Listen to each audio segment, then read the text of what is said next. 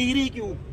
मतलब मेरे कहने का मतलब ये है कि प्रतापनगर कहता है जी प्रतापनगर का हक दो, धनोल्टी कहेगा जी धनोल्टी का हक दो, चंबा कहेगा चंबा का हक दो।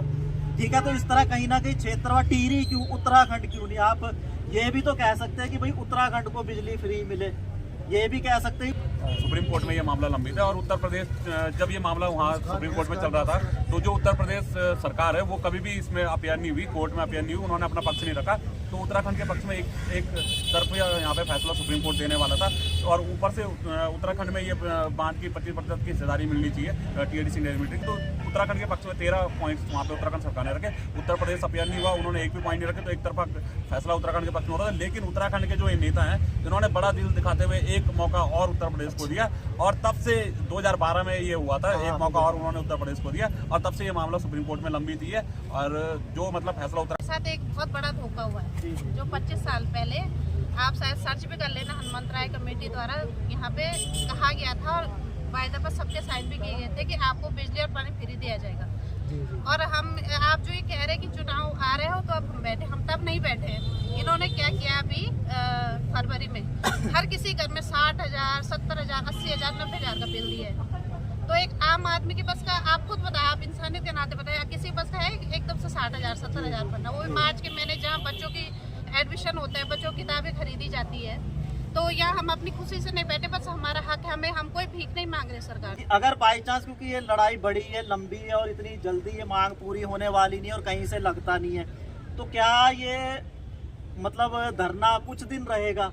बाई चांस मांग नहीं पूरी होती तो क्या आप इसको आगे बढ़ाएंगे या 27 तक है कि भाई चुनाव आने वाला है, मैं 2-4 दिन धरना देता हूँ, उसके बाद इलेक्शन लड़ूंगा और शायद कुछ फायदा हो जाए? तो ये राजनीतिक धरना हम इसको कहें या इसमें आपका कोई प्लान भी है कि भाई आप नहीं हुआ तो आप ये करेंगे? और चूंकि यहाँ पे उत्तर प्रदेश से हम अलग हुए हैं तो जो 25% की हिस्सेदारी उत्तर प्रदेश की उसमें है वो उत्तराखंड की होनी चाहिए कायदे से, क्योंकि जो उत्तर प्रदेश राज्य पुनर्गठन एक्ट भी जो बना था 2000 में, उसमें भी ये साफ मेंशन था कि अगर कोई भी प्रॉपर्टी जिसका मुख्यालय जहाँ होगा वो उसकी होगी, उसी की होगी। तो TADC इंडिया लिमिटेड का मुख्यालय उत्तराखंड में है, लेकिन उसकी जो हिस्सेदारी है वो आज भी उत्तर प्रदेश ले रहा है नाजायज हिस्सेदारी रूप से। बिल देने का क्या मतलब है? हमारे यहाँ तो हमारी जैसे बहन ने बोला कि हमारी छाती में डाम बना है, सचमुच बना है, तो अब क्या इसका क्या मतलब है? बिल 7 दिल्ली तक तो फ्री जा रही है लाइट, तो हमारे लिए क्यों नहीं है? हम अपना हक मांग रहे हैं, भीख तो हम सरकार से मांग नहीं रहे। तो हमारी सरकार से ये विनती है कि हमारी बिजली पानी फ्री किया जाए। तो हेलो नमस्कार दोस्तों, मैं प्रदीप डेविड यूके बोले तो उत्तराखंड की एक दिमाग में बात आ रही थी कि ये कौन है जो रो रहे हैं हमें हक हमारा दो, कि ये कौन है जो रो रहे हैं हमें हक हमारा दो, कि ए रहनुमा कागजों में मेरा शहर खुशहाल बहुत है। तो एक बहुत ही गजब की बात है कि अभी जो चेक कह रहे होंगे आपकी टीवी पोस्टर भी लगा और भी महिला शक्ति है, तो ज़्यादातर जो इस प्रकार के धरने होते हैं इनको राजनीति से जोड़कर देखा जाता है। तो मैं पहले उनके विचार सुनना चाहूँगा और उसके बाद जो मेरे दिमाग में प्रश्न है वो भी मैं लेना चाहूँगा। लेकिन सबसे पहले सागर भंडारी हैं तो उनके मैं सम्मुख होऊंगा और थोड़ा जानना चाहूँगा कि क्या ये मामला है और क्या मतलब फिलहाल मांगे और अभी क्यों? सबसे पहले तो यूके बोले तो उत्तराखंड का हार्दिक धन्यवाद, आप यहाँ पे आए और हमारी मांगे आप दिखा रहे हैं, तो इसके लिए आपका हार्दिक धन्यवाद।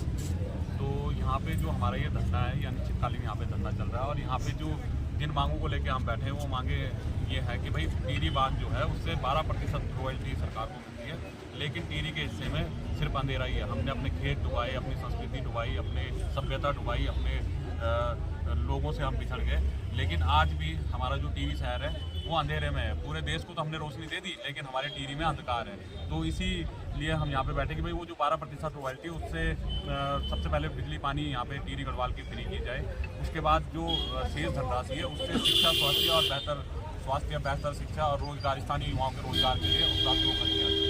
और यहाँ पे मैं एक छोटी सी बात क्लियर करना चाहूँगा कि एक बहुत ही आजकल जो ट्रेंड में चल रहा है, अगर आप देखें तो क्षेत्रवाद, जातिवाद, ये इसने लगभग हमारे देश को कैप्चर कर लिया और उत्तराखंड भी अब इससे अछूता नहीं रहा है।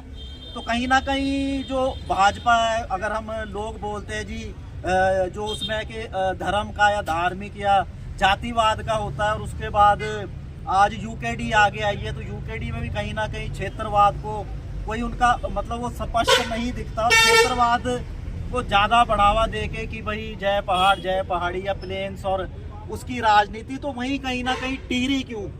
मतलब मेरे कहने का मतलब ये है कि प्रतापनगर कहता है जी प्रतापनगर का हक दो, धनोल्टी कहेगा जी धनोल्टी का हक दो, चंबा कहेगा चंबा का हक दो, ठीक है। तो इस तरह कहीं ना कहीं क्षेत्रवाद, टिहरी क्यों, उत्तराखंड क्यों नहीं? आप ये भी तो कह सकते हैं कि भाई उत्तराखंड को बिजली फ्री मिले, ये भी कह सकते हैं पूरे उत्तराखंड को, तो आखिर क्यों? मतलब कहीं ना कहीं इसमें एक क्षेत्रवाद की आती है और राजनीति की कहीं ना कहीं एक गंध आती है, तो आखिर उस पर आप क्या कहना चाहेंगे? टिहरी क्यों, उत्तराखंड क्यों नहीं?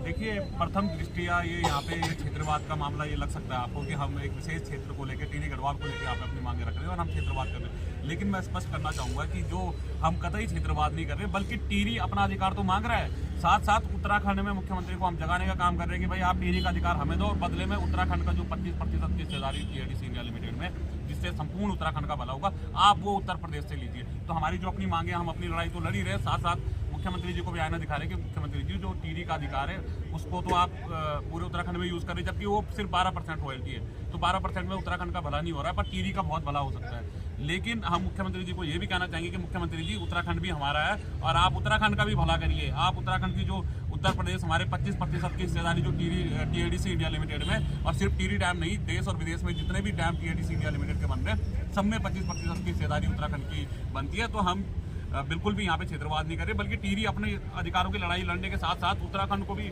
बड़ा दिल दिखाते हुए उत्तराखंड के भी अधिकार यहाँ पे मांग रहा है। जो हमारी माता बहन है, ये उत्तराखंड की भी कहीं ना कहीं लड़ाई लड़ रही है। जी जी, और एक उत्तराखंड की लड़ाई लड़ रहे हैं चलो, तो ये मतलब काफ़ी सदियों से डैम कब का बन गया, बिजली कब की जा रही है, दिल्ली जा रही है, हरियाणा जा रही है, कहीं जा रही है, तो एक जो टाइमिंग का बहुत बड़ा उसमें वो होता है कि भाई 2027 में चुनाव है, ठीक है, 2027 में चुनाव का समय है, और चुनाव के ठीक पहले, ठीक है, चुनाव से ठीक पहले भंडारी जी धरने पे बैठ गए। तो कहीं ना कहीं क्या है कि इसी समय क्यों, तो कहीं ना कहीं ये चुनावी इसको हम धरना बोले कि अगर बाई चांस, क्योंकि ये लड़ाई बड़ी है, लंबी है और इतनी जल्दी ये मांग पूरी होने वाली नहीं है और कहीं से लगता नहीं है, तो क्या ये मतलब धरना कुछ दिन रहेगा?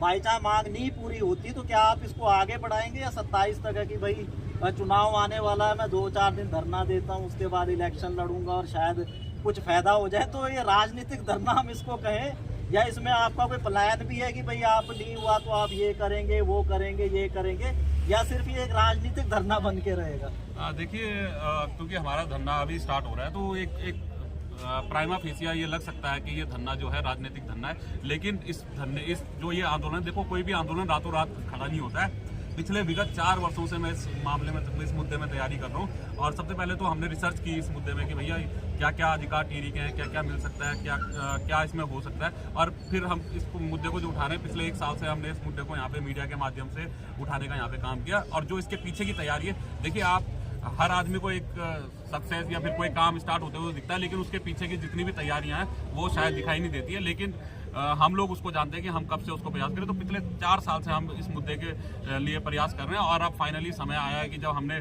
सारी इस पर जानकारी जुटा ली, अपने साथ माता बहनों को जुटा लिया, तो अब हम धरने में बैठे हैं। तो कहीं ना कहीं ये राजनीतिक धंधा इसको बिल्कुल नहीं कहेंगे। और दूसरा, मैं एक सामाजिक कार्यकर्ता हूँ, तो राजनीतिक बिल्कुल मैं चुनाव भी लड़ा हूँ, तो राजनीतिक व्यक्ति होने के साथ साथ मैंने इसलिए किसी पार्टी का ये धंधा नहीं है, और मैं किसी बैनर के तले ये धंधा नहीं कर रहा हूँ। मैं एक सामाजिक कार्यकर्ता हूँ, और सामाजिक कार्यकर्ता के रूप में मैंने पहले भी धरने किए हैं, और अब जो ये धंधा है मैं बिल्कुल सामाजिक कार्यकर्ता की तरह कर रहा हूँ। और रही बात, अगर हमारी मांगे पूरी नहीं होती है, तो स्पष्ट रूप से कहीं ना कहीं हम इसमें मतलब आंदोलन को उग्र करेंगे। अगर हमारी मांगे पूरी नहीं होती तो उग्र आंदोलन हम करेंगे, और सरकार के नाक पे हम दम कर देंगे। कहीं ना कहीं सरकार को हमारी मांगे करनी पड़ी, क्योंकि ये आर और पार की लड़ाई है। हमारी माता बहनें भी जो बैठी हुई है, ये आर पार की लड़ाई के मूड में बैठी हुई है, और सरकार अगर हमारी मांगे नहीं पूरी कर तो जल्दी सरकार को मतलब यहाँ पे बहुत भीषण जन आक्रोश देखने को मिलेगा, और यहाँ पे सरकार को आईना दिखाने का हम काम करेंगे। सरकार तक आपके चैनल के माध्यम से मैं बोलना चाह रहा हूँ कि सरकार तक ये आवाज़ जानी चाहिए, इस पब्लिक की आवाज़ जानी चाहिए, टिहरी वासियों की आवाज़ जानी चाहिए, ताकि सरकार के कान में जो रुई डाल के सो रही है सरकार, उसके रुई खुल जाए, ताकि इनमें पट्टी लगा रखी है जो मुंह पे, वो ताकि हमारे मांगों को पूरी कर ले। हमारा यही सबसे पहली मांग है कि ये महिलाएं दिन रात यहाँ पे बैठी हैं, और संघर्ष कर रही हैं और हम अपना हक मांग रहे हैं। हम अपना हक इसलिए मांग रहे हैं कि हमारा सबसे पहले बिजली और पानी का यहाँ पे मुफ्त होना चाहिए। जी, तो मतलब बिजली पानी मुफ्त होना चाहिए। तो कई महिलाएं भी बैठी हैं। सबसे पहले और इसके साथ में धन्यवाद करना चाहूँगा सागर भाई का, जिन्होंने हम लोगों को ये चीज़ बताई है। इससे पहले कि शायद नेताओं को ये पता नहीं था। सागर भाई ने ये हमको बताया है कि इसमें 12% जहाँ भी टीरी बांध परियोजना बनता है वहाँ कहीं भी बनता है तो उससे 12% रॉयल्टी मिलती है कि वो लोकल को मिलती है। अब वो उसमें हम ये चाहते हैं कि जो 12% रॉयल्टी है वो सर केवल टीरी के सभी प्रभावित क्षेत्रों को मिले, वो जिसमें कि बिजली पानी फ्री हो, जिसमें जो शेष राशि हो। यहाँ का वैसे ही स्वास्थ्य सेवाएं बहुत ज़्यादा ठप पड़ी हुई है, तो हम चाहते हैं कि वो पैसा यहीं की स्वास्थ्य सेवाओं में, शिक्षा सेवाओं में लगे। ये मांग रहे हैं कि ये मांग जायज़ है या आप जैसे और बोलते हैं। अब मुझे पता है कि ये हक है, ठीक है, कानूनन है कि भाई अगर आप डैम कहीं पे बनता है तो 12% रॉयल्टी उनको मिलती है। तो लेकिन यहाँ वो लोग नहीं है क्योंकि उनको नहीं पता है। तो आप क्यों नहीं, ठीक है, अगर आप यहाँ बैठ गए तो आप क्यों नहीं ये कुछ ऐसा करते कि ये बात लोगों तक पहुँचे, ठीक है। अब यंग है, कॉलेज में बच्चों तक पहुँचे, ठीक है, कि उनको ये ना लगे कि उनको लगे कि यार ये मेरा हक है, ठीक है, कि अगर मेरे घर में पानी चाहिए तो पानी मेरा हक है, बिजली चाहिए बिजली मेरा हक है। तो उसी तरह उनको ये भी पता लगे कि ये 12% रॉयल्टी मेरा हक है और उसके ऊपर एक 25% और होती है, शायद यूपी को जा रही है। मैंने उसमें कागज है, वो पढ़ना, वकील साहब शायद जानते होंगे, तो मैंने थोड़ी इसकी स्टडी की थी। तो वो होता है शायद यूपी सरकार को जा रहा है, कुछ ऐसा है, काफ़ी पहले, मैं थोड़ा ध्यान में नहीं आ रहा। लेकिन जो रॉयल्टी वाली बात है, तो आप यहाँ बैठे हैं तो आप क्यों नहीं, मतलब डिस्ट्रिक्ट है तो आप लोगों को जागरूक करने का काम करते हैं कि उनको ये पता लगे कि यार ये मांग नहीं है मेरी, ये मेरा हक था जो मिल नहीं रहा है। तो उसके लिए मतलब क्या सोचते हैं कि धरने पर बैठने से होगा या हम मतलब। हाँ जी जी, इसमें सबसे पहले हमने ये यहाँ पे एक पैम्पलेट छपवाया है और अब हम इसको यहाँ पे जनता के पास जाके उनको जागरूक करने का काम करेंगे। जागरूकता अभियान हम यहाँ पे चलाएंगे और ये पैम्पलेट हम सभी को बांटेंगे। और इस पैम्पलेट में यही लिखा है कि भाई हम सबको अपने अधिकारों की लड़ाई लड़नी होगी और अपने अधिकारों की लड़ाई के लिए आगे आना पड़ेगा, अन्यथा ये किसी एक व्यक्ति का से ये काम नहीं हो पाएगा। जब हम सब जागरूक होंगे और हम सब लड़ेंगे तभी ये काम हो पाएगा। जी जी जी, तो वही मतलब आप ये बांटेंगे तो क्या आप ऐसा है कि ये मतलब आप घर घर जाके बांटेंगे? तो सबसे होता है कि युवा, आज का युवा है, आज यूट्यूब का ज़माना है, गूगल का ज़माना है। आप गूगल में अगर सर्च करेंगे तो आपको सारी जानकारी मिल जाएगी कि भाई अगर डैम बनता है, बिजली उत्पादन कहीं होती है तो वहाँ के लोगों को 12% रॉयल्टी कानूनी तौर पे मिलनी चाहिए। और भी 25% का और है कोई की, वही उसमें मेरे ख्याल हिस्सेदारी राज्य की होती है। तो जबकि वो भी हमको नहीं मिल रही, मेरे हिसाब से 12 मिल रही है, कुछ यूपी को 12% हमें 12% हमें रॉयल्टी मिलती है, जो कि बिल्कुल कहीं पे भी अगर कोई भी परियोजना बनती है, बांध परियोजना कहीं पे भी बनती है तो 12% रॉयल्टी, क्योंकि वहाँ इकोलॉजी प्रभावित हुई है, वहाँ सांस्कृतिक हमारा प्रभावित हुआ है, सांस्कृतिक रूप से, पर्यावरणिक रूप से हुआ है, तो उसके लिए 12% रॉयल्टी मिलती है। और चूंकि यहाँ पे उत्तर प्रदेश से हम अलग हुए हैं तो जो 25% की हिस्सेदारी उत्तर प्रदेश की उसमें है वो उत्तराखंड की होनी चाहिए कायदे से, क्योंकि जो उत्तर प्रदेश राज्य पुनर्गठन एक्ट भी जो बना था 2000 में, उसमें भी ये साफ मेंशन था कि अगर कोई भी प्रॉपर्टी जिसका मुख्यालय जहाँ होगा वो उसकी होगी, उसी की होगी। तो TADC इंडिया लिमिटेड का मुख्यालय उत्तराखंड में है, लेकिन उसकी जो हिस्सेदारी है वो आज भी उत्तर प्रदेश ले रहा है नाजायज हिस्सेदार रूप से। तो हमारी यही धामी जी को हम अवगत कराना चाहेंगे कि धामी जी आप भंडारी जी भी हैं। और फिर से मैं मतलब वही बात की हक वाली बात है, तो कानूनी दावपेच होते हैं कि कानून कहता है कि 25% उत्तराखंड को मिले, कानून कहता है 12% रॉयल्टी स्थानीय को मिले, तो फिर आखिर हम कानूनी विकल्प क्यों नहीं चुनते? ये भाई कहते हैं सागर भंडारी, मैंने काफ़ी रिसर्च की है, तो उसमें कानूनी विकल्प अगर हम धरने पे बैठे हैं तो हम उसको कानूनी विकल्प भी हम पे, तो उसमें हम क्यों ना जाकर हम धरने पे क्यों बैठे? जी बिल्कुल, ये जो 25% की हिस्सेदारी का जो मामला है ये सुप्रीम कोर्ट में लंबित है और सुप्रीम कोर्ट में सुप्रीम कोर्ट में ये मामला लंबित है। और उत्तर प्रदेश, जब ये मामला वहाँ सुप्रीम कोर्ट में चल रहा था तो जो उत्तर प्रदेश सरकार है वो कभी भी इसमें अपीयर नहीं हुई, कोर्ट में अपीयर नहीं हुई, उन्होंने अपना पक्ष नहीं रखा। तो उत्तराखंड के पक्ष में एक तरफ यहाँ पे फैसला सुप्रीम कोर्ट देने वाला था और ऊपर से उत्तराखंड में ये बांध की 25% की हिस्सेदारी मिलनी चाहिए TADC इंडिया लिमिटेड, तो उत्तराखंड के पक्ष में 13 पॉइंट्स वहाँ पे उत्तराखंड सरकार ने रखे। उत्तर प्रदेश अपील नहीं हुआ, उन्होंने एक भी पॉइंट नहीं रखे, तो एक तरफा फैसला उत्तराखंड के पक्ष में हो रहा था। लेकिन उत्तराखंड के जो ये नेता हैं जिन्होंने बड़ा दिल दिखाते हुए एक मौका और उत्तर प्रदेश को दिया, और तब से 2012 में ये हुआ था, एक मौका और उन्होंने उत्तर प्रदेश को दिया, और तब से ये मामला सुप्रीम कोर्ट में लंबित ही है। और जो मतलब फैसला उत्तराखंड के पक्ष में आने लग गया था, तो ये बड़ा दिल दिखा रहे हैं। जबकि हम छोटा राज्य हैं, हमारी इतनी कोई उत्तर प्रदेश बहुत बड़ा राज्य है, बहुत बड़े उनकी मतलब उनकी जो स्ट्रक्चर भी बड़ा है उनका, और उनकी जो मतलब आजीविका है वो भी, उनके कई संसाधन उनके पास है। लेकिन उत्तराखंड जो है वो संसाधनों का यहाँ पे अभाव है, और इतना बड़ा जो हमारा अधिकार था उसके लिए ये बड़ा दिल दिखा रहे हैं। तो कहीं ना कहीं ये बड़ा दिल नहीं दिखा रहे, ये अपने लोगों का शोषण कर रहे हैं और उनका अधिकार मानने की ये काम कर रहे हैं। जी जी, तो वही मतलब जैसे लोग सोचते हैं, तो मैं चाहता हूँ कि हर चीज़ क्लियर हो लोगों के। तो इसमें यह है कि कानूनी भी, जैसे मैंने बोला, हक है, ठीक है, 25% राज्य को मिलना चाहिए, 12% स्थानीयों को। तो सोचने वाले ये भी सोचेंगे कि भाई जब हक है तो आप धरने पे क्यों बैठे, आप जाके उसको लीजिए कानूनी।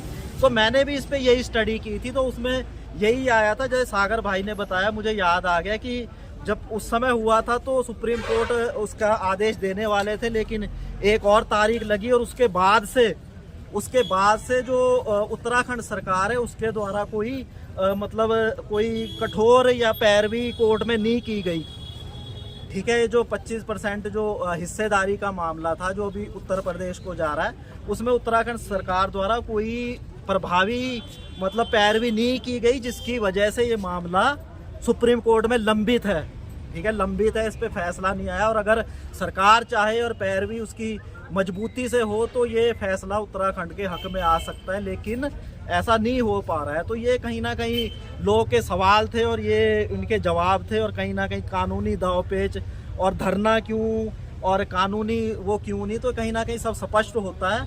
तो फिर से वही बात कहेंगे कि जो धरना है, उन्होंने ही बताया कि हक का धरना है, ये मांग का नहीं है, भीख का धरना नहीं है, अभी उठ के आगे जी हमें दे दो, ठीक है, दे दो नहीं, बल्कि ये हक है। और ये है कि भाई हक हमें मिले, तो कहीं ना कहीं आपको भी जानकारी होनी चाहिए, टिहरी वालों को जानकारी होनी चाहिए, और जो हमारे युवा साथी देख रहे हैं, आप गूगल कीजिए, इन चीज़ों को सर्च कीजिए, तो कहीं ना कहीं आपको ये चीज़ें वहाँ मिल जाएंगी कि भाई क्या इसका नियम होता है और क्या होता है, और ये धरना क्यों वाजिब है और क्यों ये एकदम सही है। मैं प्रदीप भारतीय, यूके बोले तो उत्तराखंड। जय हिंद, जय भारत।